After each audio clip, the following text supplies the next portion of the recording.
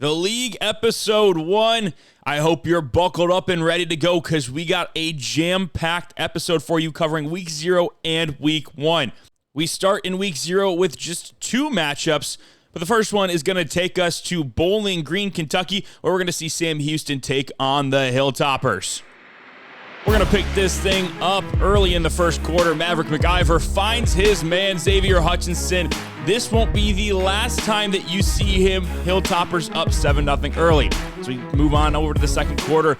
It is a 10-0 ball game. Make that 10-7. Sam Houston on the board with a quick slant.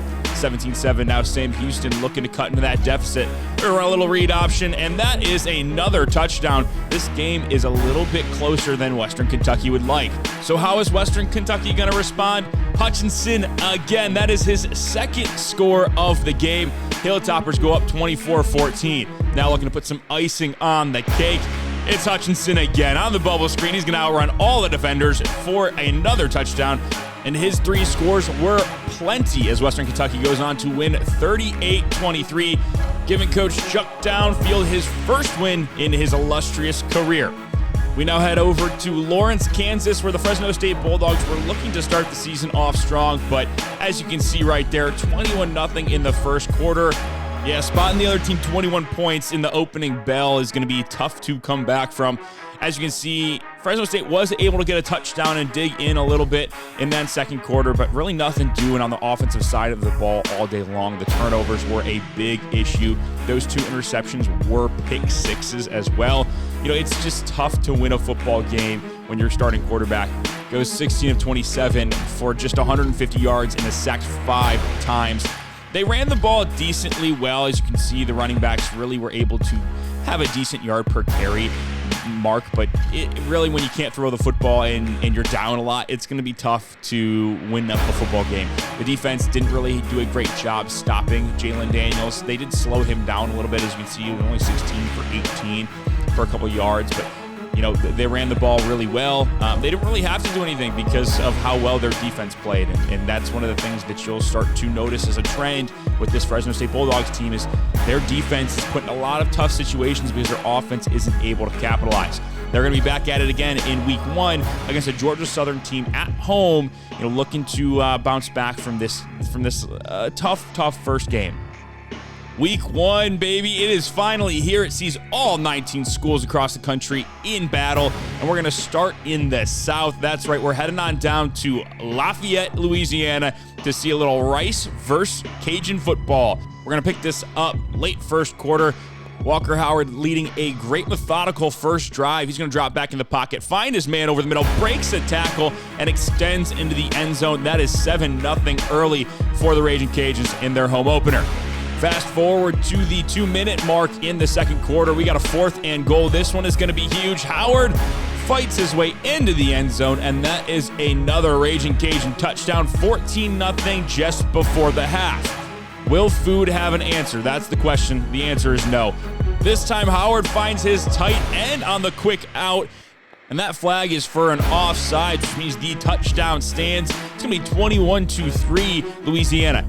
That score would be just enough to stave off a late Rice comeback and give them the 21-17 lead.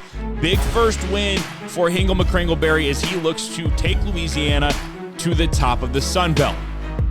We're going to head on over to Bank of America Stadium in the Dukes Mayo Classic, where App State is technically the home team, but this game is in Charlotte. And you can tell early on, the rollout off the play fake, and that's going to be a Charlotte touchdown. Remember, App State is the favorite coming into this season. This is a little bit of a surprising outcome. Now down 14-0 after that run right there. Now they will have the answer, though. The very first play of the second quarter. Drop back to pass. That's a screen. That's going to be his guy, Kanye Roberts, and those blocks were with malintent. That's a touchdown for App State. They cut into the deficit a little bit. However, it wouldn't last for long as Charlotte now up 21-10. App State needs another score here. It's 3rd and 10. A.J. Swan getting out of the pocket on the run. Bullseye. That is another App State touchdown. So it's 21-17 now. But unfortunately would not be enough as Charlotte puts the dagger, winning 28-17 and shocking App State and the rest of the league in Week 1. If you want to talk Game of the Year, we've got it right here. Jeffin Simpkins going to take the inside handoff and tie this ball game at 20. The ensuing PAT would go through, giving Coastal the 21-20 lead with a minute 39 left in this ball game. Now, I want you to remember, it was 20-14 with a minute 44 left. Boom, hit stick, ball on the ground. Coastal Carolina recovers. Would they be able to do anything with it? 3rd and 16, incomplete pass. Instead of running the clock there and forcing Virginia to use their last timeout, they had to kick the field goal, and it was good. 24-20 now. What would Virginia have in store? 1 timeout left, a minute left in this ball game. Gonna step up in the pocket, and he's going to unleash a frozen rope. The safety does not play that well at all, and it's touchdown Virginia with 49 seconds left. Are you kidding me right now? What is going on in Charlottesville? Does Coastal Carolina have the answer? The very first play of the next drive. Are you serious? And that is going to end this ball game 31-27. Game of the year. I was not lying. Coastal Carolina takes this one. If your jaw is not on the floor, I don't know how to help you. This is peak college football. And that was just week 1. And honestly, there are a lot of other games that are just as comparable to this one that we've got coming up. But come on, this was amazing. Let's head on over to our final action in the Sun Belt. Old Dominion unfortunately falls 16-7. They did have that first quarter 7-3 lead, but unfortunately their offense just wasn't able to get anything going. Defensively, they played about as well as you could have asked. And that is one of the key things that you're going to notice with this Old Dominion team is that defensively, they're going to play damn good football. They're going to be stout against the run. They're going to be stout against the pass. And they're just going to be super fundamental. Now, Roman Hemby did have his way a little bit with the defense, but you can chalk that up to the talent disparity between the two teams. It was nothing that Old Dominion did on their end. It's just a great player making great plays. And for the offense, again, they struggled. This Indiana defense is no slouch, and they made Old Dominion work for every single yard. And, you know, when Colton Joseph doesn't have his best game, you're not going to see the offense reach to the heights that it needs to in order to win football games. Good news is they have a chance to bounce back against the FCS opponent in week 2. And, listen, if you're head coach Noah Cavan, that is exactly what you need right now. Get the boys back on track and get ready for conference play. So we're going to head back out to the big picture. We just finished up Sun Belt Conference action, so where are we going to head next? The answer, we're headed to the Midwest to see some action football. We're going to start in Minneapolis, where Buffalo is looking to pull off an early season upset. Taquan Roberson takes the snap, and he's looking to launch this thing. Oh my God, what happened there? A little ricochet, and Buffalo's going to take this thing down to the 2-yard line. Have you ever seen anything like that? Wow. Will they be able to capitalize? That is the question. Goal line set. We're getting big and heavy up in here. QB sneak. Roberson finds his way into the end zone, and all of a sudden, Buffalo up 7-6 on Minnesota. You can see the Golden Gophers start to sweat as we head to the third quarter, but this play is going to be a big one. RPO bubble puts Buffalo at a disadvantage on the outside, and that results in 7. 13-7 now. Buffalo looking for the answer. Roberson is going to take the snap. He's going to drop back to pass, and he's going to look late to the hitch route, and that is going to be a pick 6. Not what you needed there for Buffalo. It's going to end the upset bid as they lose 30-7. Things really unraveled there for head coach Hugh Janus. Our next game takes us to Piscataway, New Jersey, where the Ohio Bobcats are looking to do what the Buffalo Bulls couldn't. An early missed field goal set the Bobcats back, but it would not matter as Parker Navarro finds his man in the end zone to make this a 7-0 ball game. Rutgers answered with a field goal and then gets a pick late in the second quarter as we are about to head into halftime, and Rutgers is going to make them pay for that. That is a grown man touchdown. Are you kidding me? 10-7 now, but the Bobcats have the answer. 14-10. Man, this game is wild, fast-paced. Another Rutgers touchdown. That one late in the game. Now fourth quarter. The Bobcats looking to find the answer. C.A. Bangura, touchdown. Parker Navarro having himself a day outside of that one pick. Rutgers going to test him deep. That ball is batted away. Bobcats able to run some more clock, but Rutgers not done yet. Check out this catch. This gives them great field position. The clock is ticking down. Last play of the game. Does Rutgers have the answer? And what are we doing here? Aiden Calicman is pulling a Will Howard. The Bobcats pull off the upset, winning 21-17. Big win for Sean Combs. UMass is the next destination for us. Juwan Price in motion. Brandon Rose going to find him in the flat. Looks like somebody lost him on the Temple defense. That is about as easy as it's going to get if you're the Minutemen. Fast forward to the late first half with 2 seconds left in the second quarter. We got a different quarterback, and that's Hairston, and he's going to dive into the end zone. That'll be a UMass touchdown. A little 2QB system going on here in Amherst. Now Temple's turn to answer. 21-10. They're on a little RPO, and it looks like the UMass defense is at a loss. Check out that diving catch. And now line up for the 2-point conversion to make this a 3-point ball game. Making checks at the line of scrimmage. They snap the ball, and that is just a bad pass. I'm not sure what he was doing there. And that's a lot of green in front of the Minutemen. That one is going back all the way 100 yards to the house. I'll tell you what, that is a great way to start your season. 30-16, UMass able to pull out the victory. Heading on over to the Bluegrass State, where Kentucky looking to start their season off strong against an upstart Toledo team. And that is how you wanted to start if you're Kentucky. That is a massive run, 50 yards to the house to get this thing started. But Toledo's not going to quit that easily. Tucker Gleason making some changes at the line of scrimmage, trying to get his team in the best position. He's going to fire this seam route, and that is a beauty. That's how you take advantage of a cover 3 defense. Tied up at 7 now, just 2:45 left in the first half, and that is not what you're looking for if you're Toledo. Wide open on the crossing route, and he just outruns everybody for the touchdown. 4th and goal now for Toledo. They need an answer. They will find it. Gleason on the RPO flat route to his tight end. Cuts into the lead a little bit, but Kentucky did have the answer. So does Gleason. That is a long ball down the field. 24-21 now. Toledo is not going away easy in this ball game. But if you want to pull off the upset bid, you need to get that 4th quarter stop. 3rd and 4. Toledo needs this. They bring pressure, but Kentucky has the answer, and they win this one 24-21. Tell you what, Coach Cam King is not happy about the way his team played in this game. We got to check in on how the rival is doing against FCS East, and that is a early touchdown for the Falcons. Now up 20-3 in the 4th quarter, and you can't do that. That one is going to be taken all the way back to the Bowling Green end zone for a touchdown. Man, when you're up 20-3 looking to ice this game, you cannot make a read like that. However, it would not matter. Check out this run as the Falcons take a 27-10 lead and end up winning 27-17. That game was not as close as the score indicates. Bowling Green are going to have to clean up some of those turnover issues late in the game.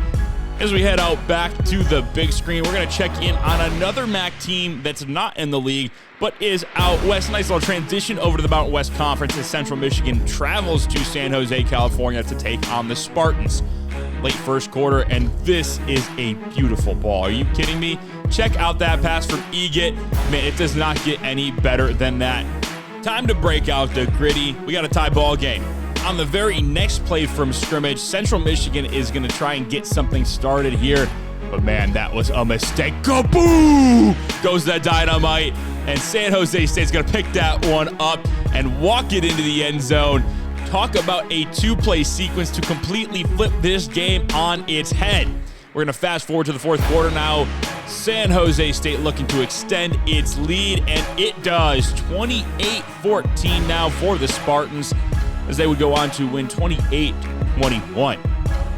We go from Spartans to Aztecs as the Slugs team is looking to get on the board early. 4th and goal. That is how you do it. Drift in the pocket, create some time. That is 7 for the Aztecs. They're now looking to add on to the lead even more. And my gosh, Jaden Denegal is having himself a game. Whoop! That is a spin move and a half. And there's nobody else in front of him. That'll be an easy touchdown. And oh, he's going to celebrate on it too. Stunt on them fools. Let's go, Jaden Denegal. Let's see what you've got. We're only in the 2nd quarter, by the way. And oh my, check out the arm strength on that guy. Yeah, he can sling it. 42-6, easiest win of the Slugs' career. Yeah, that's how you want to get things started in San Diego. And we're going to check in with Fresno State again. Can things get better from that Week 0 loss to Kansas? Well, they're already down 7-0, and it is now 14-0. That is not how you wanted to start after a 31-point loss. They're now down 21-0, so things clearly aren't going the way they wanted them to. And children, please look away. This is turning into a massacre. Are you kidding me? That throw was ill-advised. And we're talking about a 28-0 lead now for Georgia Southern as they converted on the very next play. But it's not about how many times you get knocked down. It's how many times you get back up. Check out that throw. That's going to cut into the lead. But, man, it got so much worse for Sonnenberger Jr. and the Bulldogs as they lose 51-10. You didn't think it would get worse in Week 0, but somehow they managed to outdo themselves by 10 points. Yeah, it's going to be a tough one to come back from. Check out Eric Taylor and the Utah State Aggies in a dogfight with UTEP. Yeah, that throw and catch will definitely help. It was going on a QB dive the next play, ensuing UTEP possession, and that ball is on the ground. Aggies recover. This is exactly how you wanted to draw it up if you're Eric Taylor. But, man, this is not what you wanted. Drifting back in the pocket, trying to force something late, and that ball is going in the other direction. Didn't use that fumble the way they should have. And now UTEP's going to take the lead right back, making them pay. But we're not done yet. Check out this cannon of a throw. Utah State back on top, 35-31. Man, this one just keeps going back and forth. And unfortunately, it would swing again one more time. 4th and 24. Game on the line for UTEP. Can Eric Taylor get the first one of his career? Answer is no. Are you serious? What is going on in the Utah State secondary? You simply cannot have that. UTEP on top again, 38-35. What do you even do if you're head coach Eric Taylor? Well, you can try one more chance. It get one more time, and he drifts out left, and that one is picked off. Oh, man. It's not going to go back for a touchdown, but they will lose 38-35 in an absolute heartbreaker. Checking out what Nevada was able to do in Happy Valley. They actually had a lead at the half, 14-10, but when you're playing the number 2 team in the country, the second half is really what makes or breaks whether or not you can pull off the upset bid. We've seen it time and time again, and unfortunately for the Wolfpack, 24 second half points for the Nittany Lions was just too much for them to handle as they lose 34-17. Now, it wasn't all bad for the Wolfpack. Now, quarterback Brandon Vance didn't play particularly well, but they ran the ball very, very well against a really good defense. Really makes you feel positive about the future going forward of this Wolfpack team and their ability to compete in the Mountain West. Like right now, when you look at what else is happening with the Mountain West teams, you gotta feel like the Wolfpack are probably the favorite because of how well they've matched up with, the cream of the crop in all of college football. Defensively, they did struggle to stop Nick Singleton. He had a massive game through the air and even on the ground, amassing over 200 total yards, and Drew Aller was Drew Aller. So all in all, tough day for the Wolfpack, but not something to be ashamed of.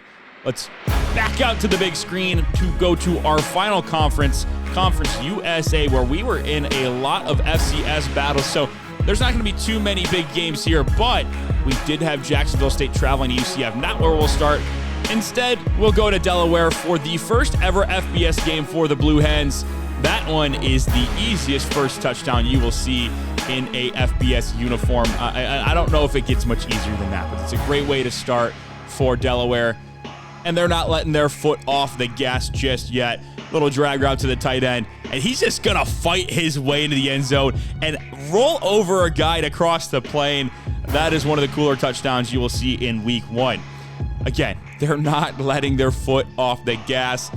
Tight end again. That it does not get easier. I tell you what, they had a fantastic game plan offensively as they win 30-10 in their first ever FBS matchup.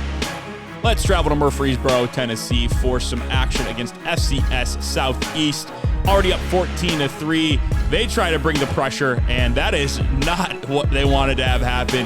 Javian Credle wide open.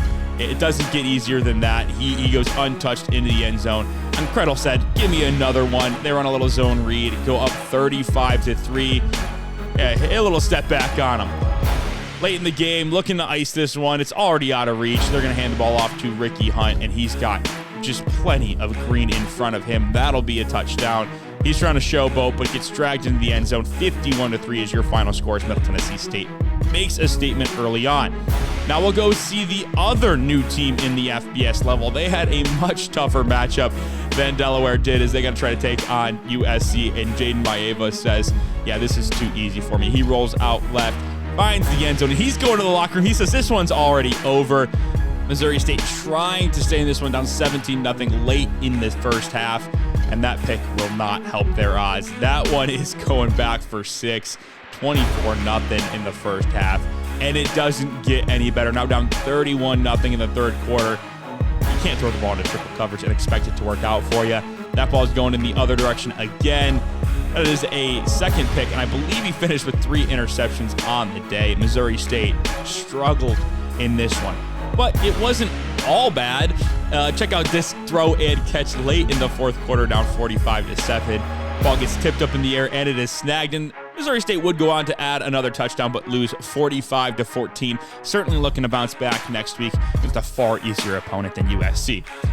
So now we get into one of the most impressive performances of the week. Jacksonville State traveling to USC. Gavin Wimsatt finding his receiver over the middle on the slate. He breaks a tackle and finds the end zone. Wimsatt is playing on his third team of his college football career, and that 4th and 12 as the clock ticks down in the first half is going to be a big one. It's going to lead to points for Jacksonville State.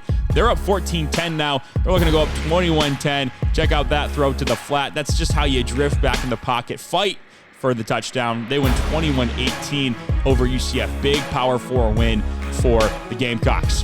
Western Kentucky, we will end with them the same way we started. And guess who? It's Xavier Hutchinson again. I mean, this man is ridiculous. Hit the step back on him, little pump fake action. McIver to Hutchinson might be the most dynamic duo in college football right now. But this time he's going to find his guy Epps as he drifts in the pocket, and that is just teach tape on how you buy yourself some time, find the open man for a touchdown. Now up 28-7, looking to just put this one away for good. And they will do so. Little halfback base, 42-14. That is 2-0 Western Kentucky, best record in the league right now. Little scoreboard recap from across the country. As we saw, a lot of FCS games, but you got to tip your cap to Coastal Carolina, Jacksonville State, and Ohio, all beating Power 4 opponents. Certainly not on the levels of Penn State or USC, but big wins nonetheless. And then I would say the most surprising result of the week is that App State loss to Charlotte. We had high hopes for App State. They were the favorite in the Sun Belt Conference, and they lose to a Charlotte team that many don't expect to really compete in the American Conference. Very head-scratching result there.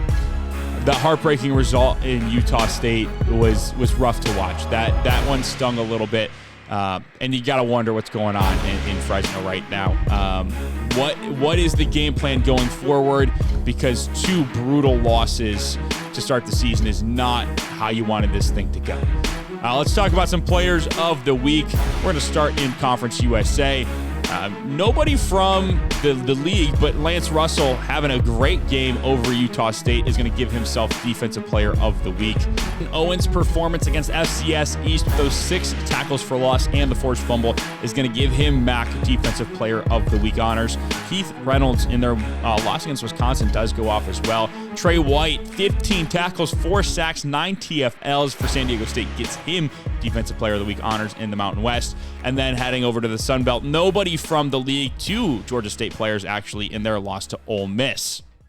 That'll do it for week 0 and week 1 of the league. We had a jam-packed episode. Weeks 2 and 3 will be next week, and we've got some great games lined up. First user versus user game as well, so you're going to want to stick around and tune into that next episode. That is all we have for you today. Thank you all so much for watching. Hope you enjoyed. Catch you on the flip. See ya.